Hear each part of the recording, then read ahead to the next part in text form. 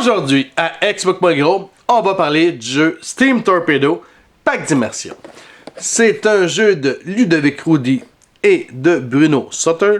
C'est un 2 joueurs, c'est un 30 à 45 minutes. C'est un 13 ans et plus. C'est un jeu de Serious Poop et notre édition date de 2011. Donc, premièrement, quel est le thème général du jeu? Eh bien, c'est simple. C'est une bataille navale en pleine Première Guerre mondiale. Comment gagner la partie? Eh bien, le premier joueur qui réussit à éliminer son adversaire gagne la partie. Qu'est-ce que le jeu contient? Eh bien, on a 2 sous-marins. On a des compartiments de sous-marins qui sont tous différents. On a des membres d'équipage, donc 4 marins et un capitaine pour chaque membre d'équipage. Et finalement, on a des petits jetons recto-verso, soit pour de l'oxygène ou bien ce sont des dommages. Donc, comment c'était les parties? C'est simple. On va tasser ça, premièrement. Chaque joueur va prendre un paquet. Dans les instructions, on nous parle de chaque sous-marin a un pack déjà préfait, mais si je me fie à ce que je lis, vous allez pouvoir les mélanger par la suite. Mais présentement, on va prendre chacun un pack et on a un petit dessin ici, un petit logo pour le clan qu'on a choisi. Une fois que ça va être fait, chaque joueur va prendre son sous-marin, va le brasser et va les attendre comme ceci en avant de lui. Donc, on va faire un 5 par 5, comme ceci. Une fois que c'est fait, vous allez les tourner sans les mélanger.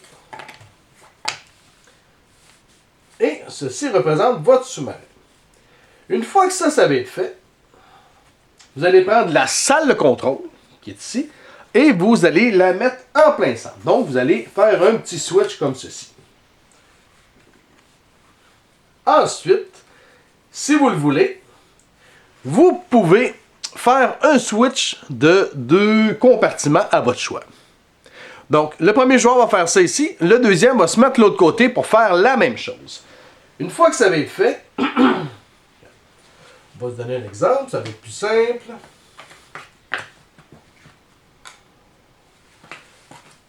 Mettons qu'on est comme ça. Donc, une fois que c'est fait, on va prendre les sous-marins et on va les mettre tous les deux côte à côte.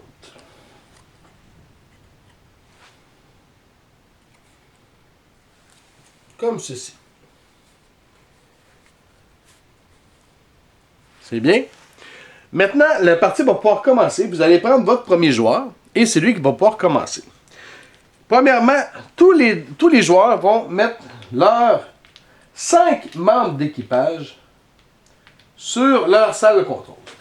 Les membres d'équipage, on a le capitaine et on a les marins qui sont numérotés de 1 à 4. Donc, chose à savoir, si on le met de ce côté-ci, eh bien le capitaine est actif. Si on le met comme ceci, ça veut dire que le capitaine est épuisé. Mais en début de partie, les membres d'équipage sont actifs. Comme ceci. Maintenant, juste pour comprendre bien le jeu, ce qui est important de savoir, c'est que les 2 sous-marins vont être face à face. Ils vont regarder dans la même direction. Ce qui veut dire que pour les 2 sous-marins, si on parle de l'avant du sous-marin, eh bien, ce sont les 4 cases qui sont ici. Ça, c'est l'avant. Pour les 2. Donc, lui, c'est l'avant et ça, c'est l'avant. Si on parle de l'arrière, eh bien, ça, c'est l'arrière et ça, c'est l'arrière. Pour les 2 sous-marins sont à la même place. Si on parle, par exemple, de la section gauche, eh bien, la section gauche, ça va être ici. Et la même ici, ça va être celle du fond. La section droite, c'est celle-ci. Donc, si mon sous-marin ici veut attaquer celle-là, eh bien, ce sera cette section-là qui sera touchée. C'est bien? Maintenant, ça, c'est votre sous-marin.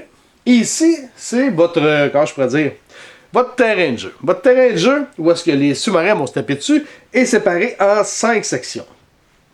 Section 1, 2, 3, 4 et 5. C'est bien?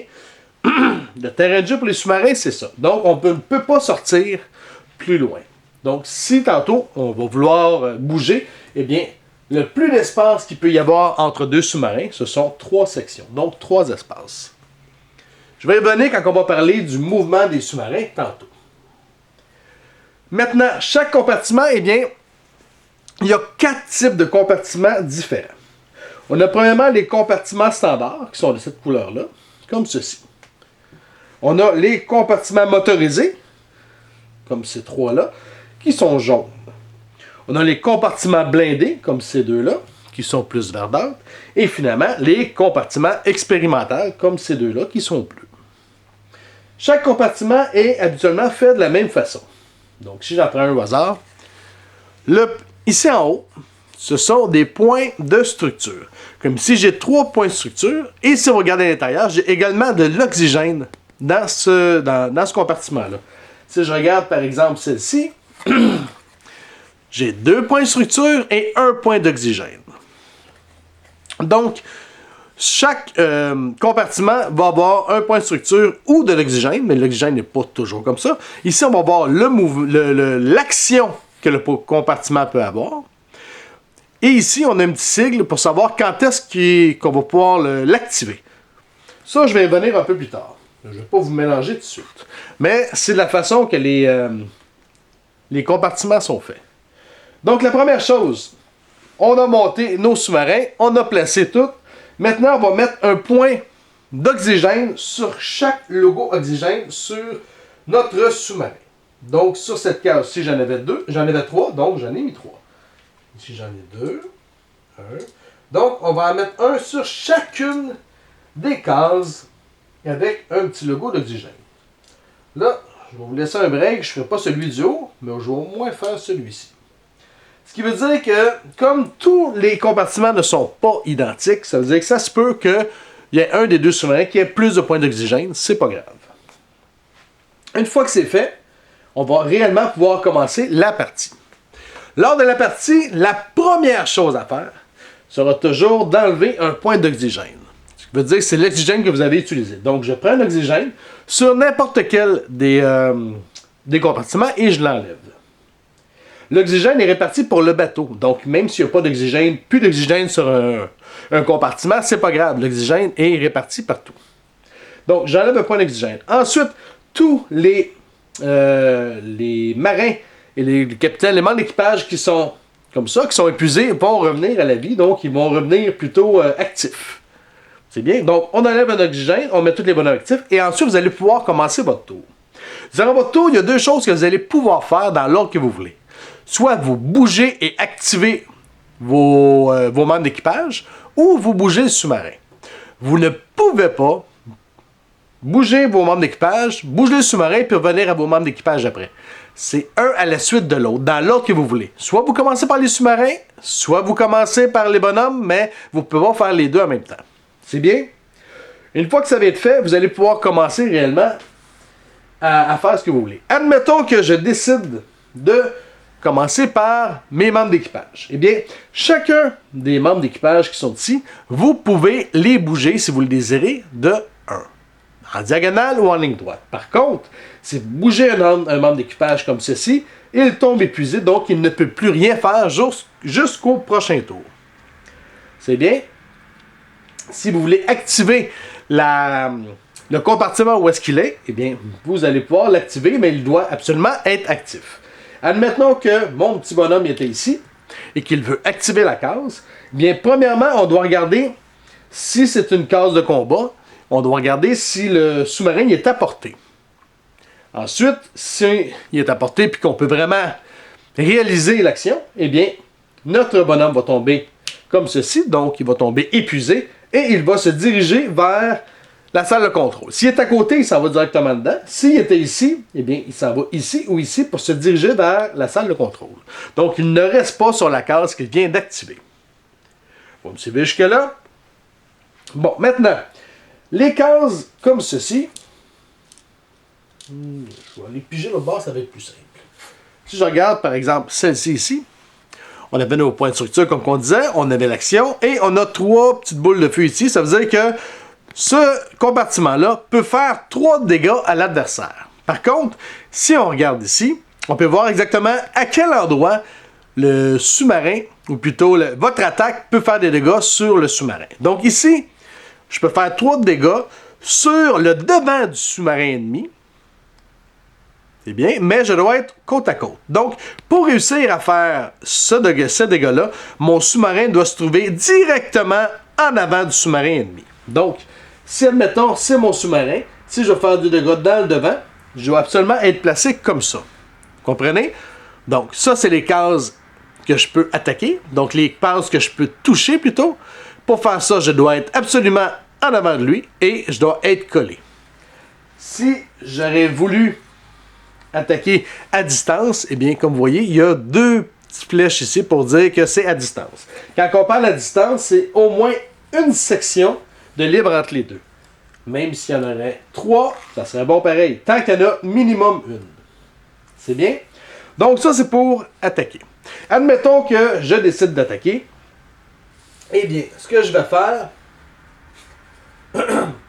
si tout est respecté, eh bien, on va regarder, justement, moi j'attaquais le devant, c'est lui qui attaquait le devant de ce sous-marin-là. Eh bien, il va attaquer une de ces 4-là. Moi, je me fais attaquer, je vais décider à quel endroit je veux mettre les dégâts. Mais pour ça, je vais regarder, est-ce qu'il me touche réellement? Puisque, comme on disait tantôt, on a des sections qui sont blindées. Donc, ce qui veut dire que si j'ai des membres d'équipage sur les sections blindées, eh bien, ces sections blindées-là vont me protéger de 1 dégât par case blindée. Vous me suivez? Présentement, on m'attaquait le devant. J'ai un compartiment blindé et en plus, j'ai un bonhomme. Donc, sur les 3 dégâts que l'adversaire voulait faire, eh bien, il y en a un que je vais réussir à prévenir puisque j'ai un bonhomme sur la case blindée. Qu'il soit épuisé ou qu'il soit actif, ça ne change rien. J'ai un bonhomme dessus, je suis correct. J'ai 2 bonhommes dessus, ça ne change absolument rien. Je peux seulement prévenir un dégât. Si j'avais aucun membre d'équipage sur la case, eh bien, je mangerais les 3 dégâts. Si on mange des dégâts, eh bien, si j'en mange dans ce cas-ci, vu que j'avais un bonhomme, je mange 2 dégâts, j'ai le choix. Je dois répartir les dégâts sur un de mes 3 compartiments. 4 compartiments plutôt. Si je décide de prendre les 2 sur celle-ci, eh bien, je vais perdre mes 2 points d'oxygène premièrement, et ensuite, je vais détruire, malheureusement, mon compartiment. Je ne peux pas mettre un dégât ici puis un là. Je vais prendre tous les dégâts sur le même compartiment. Admettons que je décide de mettre ça ici, mais que j'avais déjà un dégât sur celui-ci, eh bien, je vais devoir en mettre un là, puis mettre le deuxième sur un autre. Je vais détruire lui et en mettre un autre. Mais je ne peux pas répartir les deux. Si vous perdez un compartiment où est-ce qu'il y avait un bonhomme, eh bien, le bonhomme est malheureusement décédé. Vous l'enlevez et il vous manque un membre d'équipage pour le restant de la partie. Donc, admettons que j'ai repris ça comme ça. Lui, il serait décédé. J'ai perdu mon bonhomme et j'ai un dégât. Si je veux, j'aurais pu décider de mettre tous les dégâts et les dévier vers ma salle de contrôle. Bon, on me faisait 3 dégâts. Moi, à la place de me prendre les 3 dégâts, je décide de mettre un dégât sur ma salle de contrôle. Donc, si on fait 4 de dégâts sur la même action, eh bien, je peux décider de mettre seulement un sur ma salle de contrôle. Par contre, si j'ai 3 dégâts sur ma salle de contrôle, eh bien, je vais perdre la partie. Je viens de détruire mon sous-marin. Il y a 3 manières de perdre la partie. Si j'ai 3 dégâts sur ma salle de contrôle, si tous mes membres d'équipage sont décédés ou si j'ai plus d'air. Je vais y revenir tantôt. Donc, pour une attaque, c'est de cette façon-là. Si je veux attaquer avec, par exemple, je vais essayer de trouver quelque chose qui a du bon sens. Maintenant qu'on regarde, je vais y aller dessus. Avec ma salle de contrôle, attention de ne pas la briser.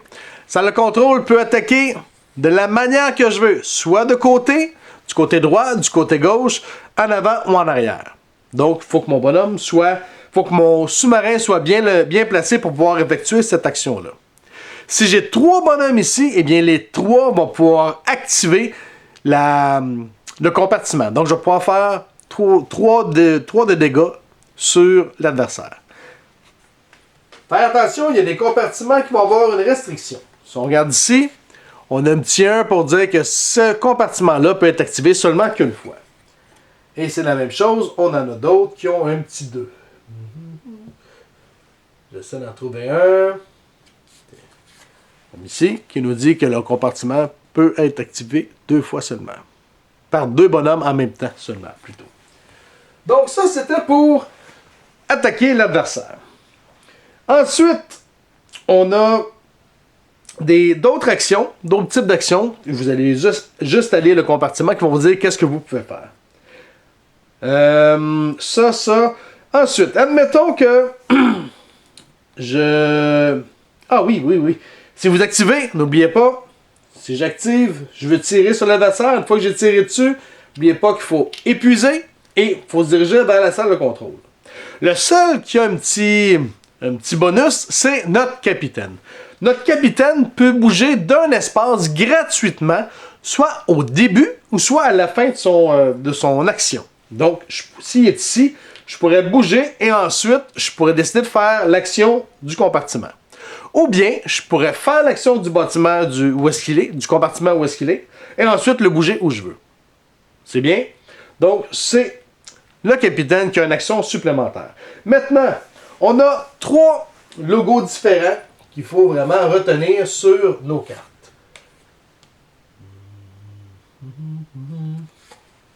OK. On a celui-ci.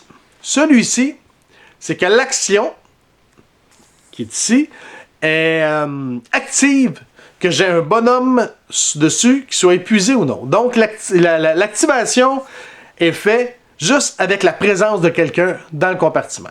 Donc, pas besoin d'activation pour pouvoir réussir à faire l'action qui est ici. C'est bien? On a celui-ci qui mérite d'être activé. Donc, il faut que votre marin ou votre capitaine soit dessus, actif, et il faut l'activer. Donc, je vais tourner, il va diriger vers la salle de contrôle, comme je disais tantôt, et ensuite, l'action va se faire. Donc, ça, c'est durant votre tour, et ça nécessite une activation. Celui-ci, ce qu'il nous dit, c'est qu'il peut être activé durant le tour de votre adversaire, en réaction.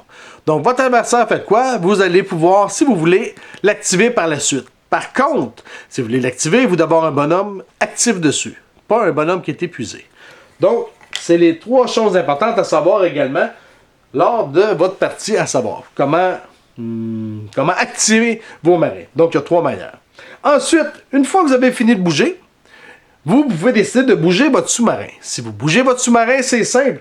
Vous regardez vos tuiles, vos compartiments qui sont motorisés, donc les jaunes, et chaque compartiment motorisé qui a au moins un bonhomme, eh bien, ça va vous permettre de bouger d'une case. Comme ici, j'en ai 2 sur les 3 d'activer. Si c'est lui mon sous-marin, si je veux, je peux bouger de 2. Comme je disais tantôt, on ne peut pas dépasser la section. Par contre, si je bouge de 2, je peux faire 1, 2. Pour dire je me suis distancé de 2 espaces. Comme je disais tantôt, on ne peut pas être à plus que 3 espaces. Si on est comme ça, si je veux, je pourrais faire 1, 2.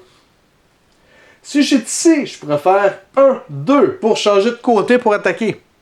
C'est bien? Parce que si, admettons, comme je disais tantôt, le blindage est effectif où est-ce qu'il est localisé. Si mon blindage, j'ai un bonhomme ici, mon blindage est bon seulement pour la section avant ou la section gauche, comme ceci. Si je me fais attaquer sur le côté droit, j'ai aucune protection. Si je me fais attaquer par le derrière, j'ai aucune protection aussi.